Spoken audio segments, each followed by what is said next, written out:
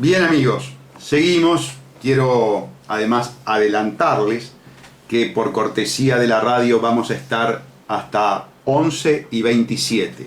Es decir, que tenemos tiempo para seguir analizando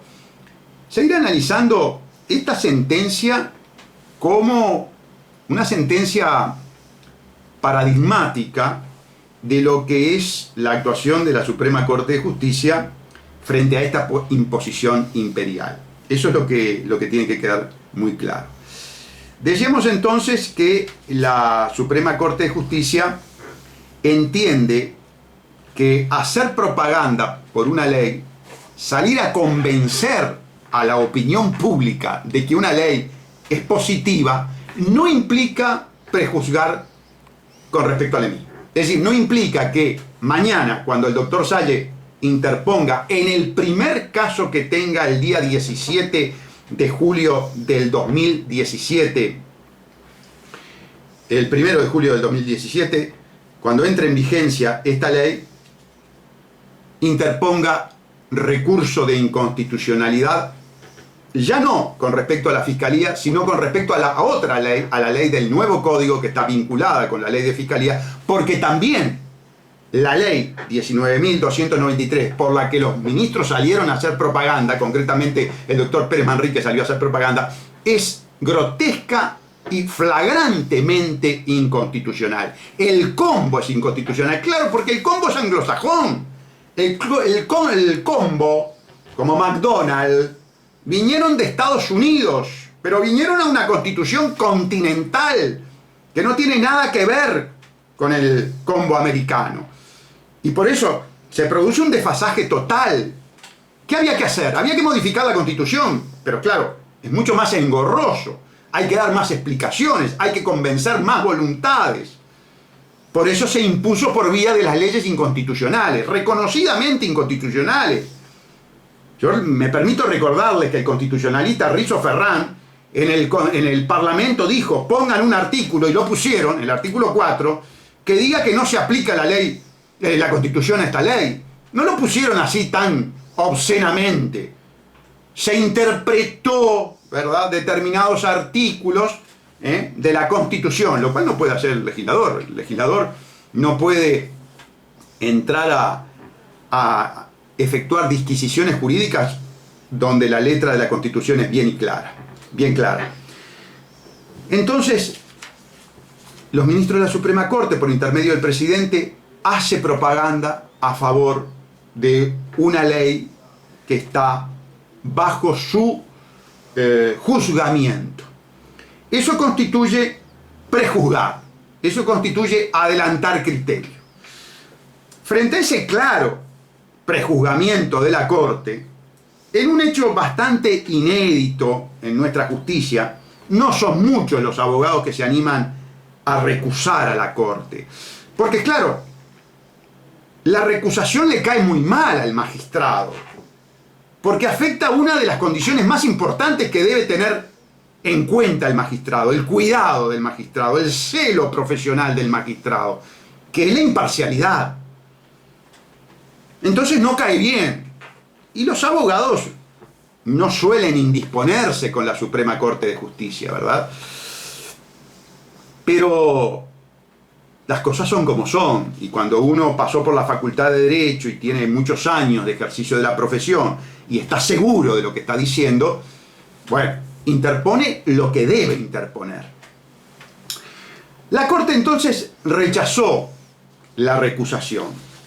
Ahora, yo les quiero decir lo siguiente.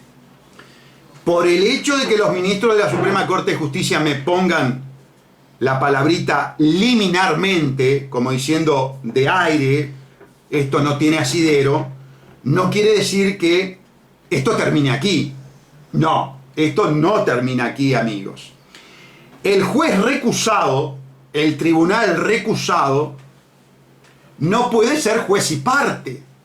Yo no puedo dejar que estos 5 ministros por sí, ante sí, me digan, no, Salle, yo no incurrí en prejuzgamiento y aquí se terminó la cosa. No, señores ministros, ustedes no son los que juzgan su conducta, porque entonces ustedes son juez y parte. Y yo creo que en un Estado republicano y democrático, que está muy pulverizado, algún vestigio debe quedar de Estado de Derecho como para que ustedes no se erijan en juez y parte ante la opinión pública. Porque si así lo hacen, por supuesto que gastaremos nuevamente 2.000 pesos, alquilaremos un espacio especial nuevamente y daremos cuenta que en nuestro país existe una Suprema Corte de Justicia que además de prejuzgar, a nuestro juicio, se transforma en juez y parte.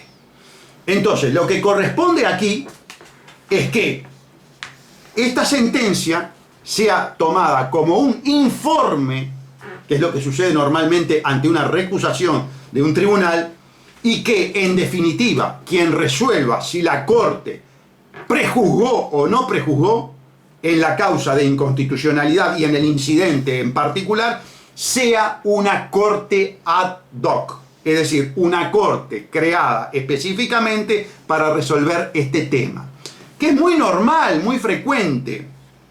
Cuando el tema fue de pesos en el Poder Judicial, estos ministros fallaron por la constitucionalidad de la ley,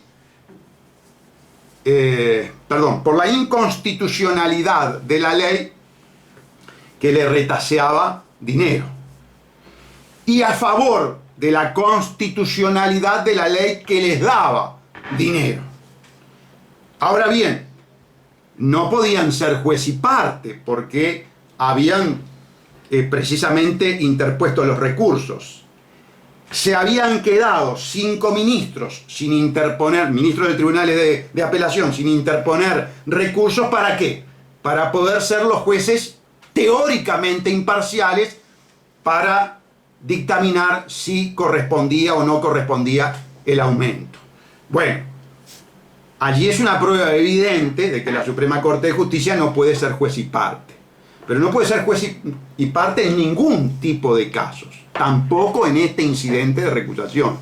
Este incidente de recusación lo debe resolver, vuelvo a insistir, una Suprema Corte de Justicia ad hoc, creada específicamente para este tema. Que se aparten los 5 ministros actuales y entren 5 ministros del tribunal de los tribunales de apelación para entender en este caso.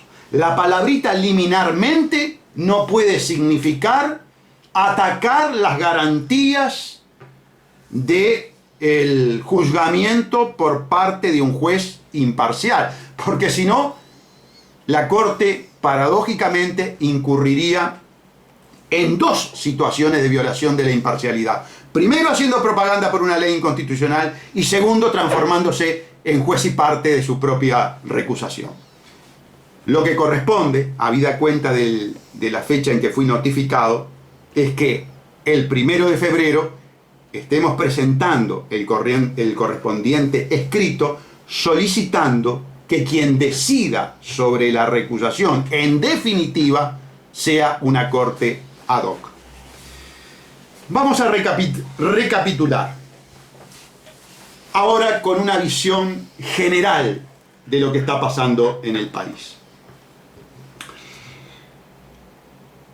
A partir de la implosión de la Unión Soviética, el fraude amplio, viendo cómo se estaban dando las cosas a nivel global, conducido fundamentalmente por el doctor Tabaré Vázquez, comienza un proceso de deleznable transformación ideológica, política, moral y axiológica. Comienza a transformarse en la fuerza política más funcional a los intereses de las grandes corporaciones, que están normalmente representadas, defendidas y garantizadas por el gobierno de los Estados Unidos. Desde hace mucho tiempo venimos hablando de la vinculación que tiene el doctor Tabaré Vázquez al aspecto académico de la Central de Inteligencia Americana, por su membresía en la Fundación Woodrow Wilson.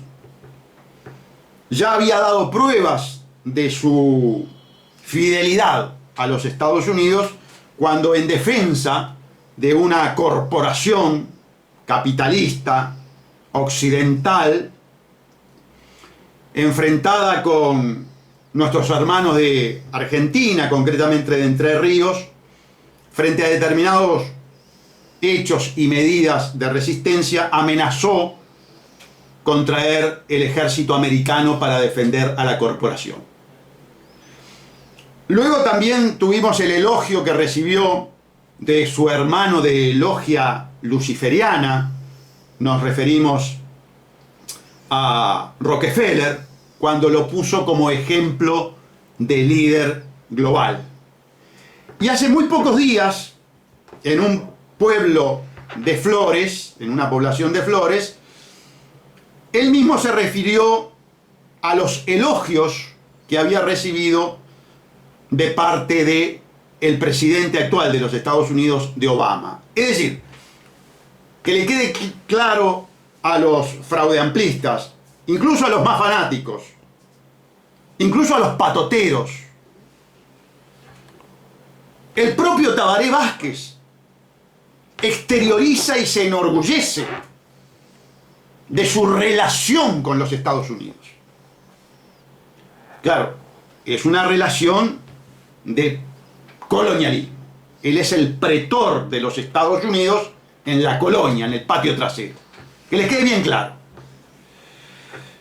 Por eso, en todas las áreas de su gobierno, hubo docilidad, acatamiento, obsecuencia con respecto a los designios que emanaban del imperio, a las órdenes que emanaban del imperio.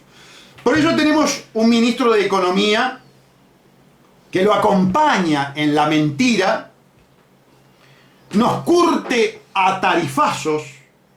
¿Para qué? Para dar cumplimiento a las órdenes que en esta audición nosotros adelantábamos, provenían de las agencias calificadoras de riesgo.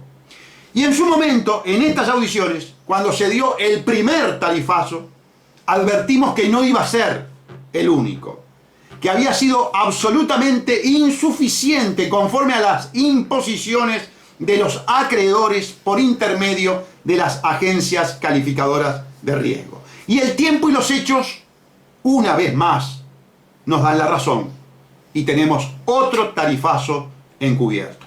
No lo dice el doctor Sassi, lo dice inclusive los gremios que conforman el PIT-CNT, pata fundamental de este gobierno en la clase obrera, denunciando que efectivamente se trata de un tarifazo. Ayer escuchaba a sindicalistas de UTE y de OCE que coincidían en calificar y explicaban por qué era tarifazo los aumentos en esas dos empresas del Estado. Coincidieron conmigo en el programa de TV País, TV El País, que lo conduce Gerardo Sotelo, a diario, en el que yo fui convocado para contestarle a la senadora Topolansky con respecto a su cuestionamiento en relación a quién me financia para hacer las denuncias que yo hago contra su esposo, el señor José Mujica, expresidente y actual senador, y allí di las explicaciones del caso que, si el tiempo nos da, también las daré en esta audición. Pero sigo el hilo del discurso. En el plano económico estábamos hablando del cumplimiento de las imposiciones que provienen de las agencias calificadoras de riesgo para satisfacer, obviamente, los intereses de las grandes corporaciones que ha traído el fraude amplio al país. Pero lo mismo sucede Es decir, la obsecuencia sucede también en el plano jurídico, vale decir, en el tipo de derecho, en el tipo de normas jurídicas que se están implantando en el país. Fue fundamental para el fraude amplio, convertido en asociación criminal, generar una maquinaria de impunidad, generar una maquinaria que le permitiera a esta fuerza política desvalijar, saquear una empresa como ANCAP, ¿verdad? Esquilmarle $1.000 millones y que por el momento no haya sucedido absolutamente nada por parte de la justicia. Quiero decirles que los saqueos de ANCAP ya tienen 2 y 3 años en manos de jueces y fiscales de crimen organizado de nuestro país. 2 o 3 años y todavía no ha ido a declarar ningún jerarca importante de ANCAP por estos temas. Esa es la prueba manifiesta, tangible, amigos, de esa maquinaria de impunidad, sin perjuicio de otros archivos que tal vez mencionaremos a lo largo de la audición, de lo que nos queda de audición. 2 normas fundamentales en la ingeniería de la impunidad. La ley 19.334, por la cual se le atribuye todo el poder a un solo hombre del fraude amplio y de la Embajada de Estados Unidos, el fiscal general Jorge Díaz. Ustedes lo están viendo muy a menudo, muy frecuentemente en los medios de comunicación. Es más, yo quedé verdaderamente sorprendido porque usted lo veo con la bendición papal ahora, hasta Bergoglio lo bendijo en su función, y la verdad, amigos, que me causa sonrisa esto, porque como cuando el imperio quiere proyectar a alguien, no escatima recursos de carácter propagandístico para imponerlo en la psiquis de la masa, ¿verdad? Lo vimos ayer, inclusive, en los informativos, inaugurando una nueva sede, ¿verdad? El Ministerio Público ha crecido enormemente, está con mucho dinero, muchísimo dinero el Ministerio Público, pero yo no le creo a Díaz con respecto a que ese dinero proviene de las incautaciones y de los remates de los bienes incautados a los narcos. No. Allí hay mucho dinero y me temo que habría que pedir la trazabilidad del dinero que está manejando Díaz. Es decir, que muestre documentalmente que se remató tal bien y que por sentencia número tal se le adjudicó a la Fiscalía General tal dinero. Bueno sería que algún parlamentario pidiera informe con respecto a la procedencia de los fondos que está manejando el doctor Díaz, que son muchísimos. ¿Por qué? Porque el imperio quiere precisamente imponer su modelo, y el modelo americano es todo el poder en manos del fiscal general. Todo el poder en manos del fiscal general, que supone el detrimento del poder judicial, valga la tautología que se da en los términos, ¿no? Todo el poder a Díaz en detrimento del poder de los magistrados, de los jueces, de la Suprema Corte de Justicia. Por si fuera poco, ayer se sancionó la ley que le da la facultad de instrucciones a los fiscales. Es decir, el partido único pro-yanqui el partido único del nuevo orden mundial, y esta es la justicia del nuevo orden mundial, no quiere fiscales independientes, quiere un fiscal con el cual manejarse y que después ese fiscal tenga la potestad de dar órdenes a los otros fiscales en las causas particulares que lleva cada fiscal, en las causas específicas de cada fiscal. ¿Por qué? Porque de esa manera se llega a la antirrepublicana situación de que un solo hombre, en este caso Jorge Díaz, decide quién va preso y quién no va preso. Y es más importante esta última parte, quién no va preso, que no se investiga. A ver, voy a dar un ejemplo de cómo funciona el sistema. Cuando en 2014 yo denuncié la interferencia ilegal, la interferencia criminal de Mujica en el fútbol, se dio la orden de no investigar. Y el fiscal interviniente, el doctor Juan Gómez, archivó liminarmente, ad initio, de aire. En una palabra, me sacaron del juzgado como chicharra de un ala. Claro, yo estaba denunciando nada menos que a José Mujica. Estaba denunciando al presidente de la República. Pasó el tiempo. Y entonces sobrevinieron las declaraciones de Juan Pablo Francini y de Ricardo Alarcón y de otros individuos vinculados al deporte. Y manifestaron que efectivamente en una reunión, permítanme el término descomedido, de boliche, Mujica presionó para favorecer a Paco Casal.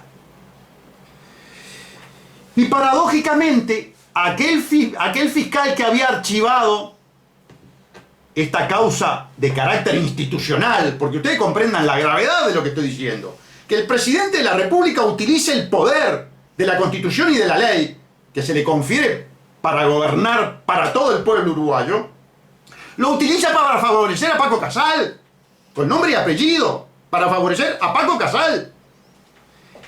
El fiscal Gómez me archiva esta causa trascendente, rimbombante, dijera la senadora Topolansky, y sin embargo, por la receptación de unas latitas de Coca-Cola por un hecho sucedido en el fútbol, se procesa con prisión. Y todavía se dice que hay que mandar un mensaje. La pregunta entonces es, ¿y qué mensaje se manda cuando no investigamos al presidente de la República, aquel mismo que había facilitado el pacto tributario criminal en favor de Paco Casal, privatizando la función tributaria, y ahora, en reiteración real, por decirlo en términos criminalísticos, lo vuelve a favorecer presionando a la gente del fútbol, a la gente de la AUF? Y es más, no solamente presionando, ejerciendo actos de gobierno con desviación de poder, como cuando saca o amenaza sacar a la policía al estadio para sabotear a Bauzá. Y esas causas se archivaron. ¿Y por qué se archivan esas causas? Porque no son independientes los fiscales. Porque hay un fiscal general que manda. Y si no cumplís, te pasa lo de Daniel Gutiérrez, que de fiscal civil más antiguo terminó en la Fiscalía de Violencia Doméstica, que normalmente se reservan para los fiscales que están llegando del interior, porque hay una suerte de jerarquización fáctica, de hecho, de costumbre. No está escrito, pero todos los que estamos desde el año 1980, porque yo soy un viejo en el Ministerio Público y en el Poder Judicial, a mí no me van a hacer cuentos. Yo no salí ayer de la facultad, ni hace 2 días que estoy en el juzgado. Estaba en Montevideo mucho antes que llegara Díaz. Estaba en el Ministerio Público cuando Díaz recién entraba a la facultad. Que quede claro que no está hablando un improvisado. Bien. Entonces, ese modelo americano es el que trajeron los legisladores, unos locos de la vida, porque durante toda su existencia fueron obsecuentes de los Estados Unidos. ¡Qué novedad! Me refiero a los partidos tradicionales. Pero los otros, los que mataron, los que hicieron morir en nombre de la revolución antiimperialista, anti-yanqui, anticapitalistas, los de Yankees Go Home, ahora los traen, los quieren en casa. Los quieren aquí, quieren su legislación, quieren sus multinacionales, quieren sus derechos, quieren su sistema judicial. De la mano de Vázquez, de la mano de Yulisa Reynoso, de la mano de Gonzalo Fernández, de la mano de Díaz. Quieren. En la segunda parte, cuando volvamos de la pausa, vamos a ver que también los 5 ministros de la Suprema Corte de Justicia se pusieron la camiseta de los Estados Unidos. Todos los días a las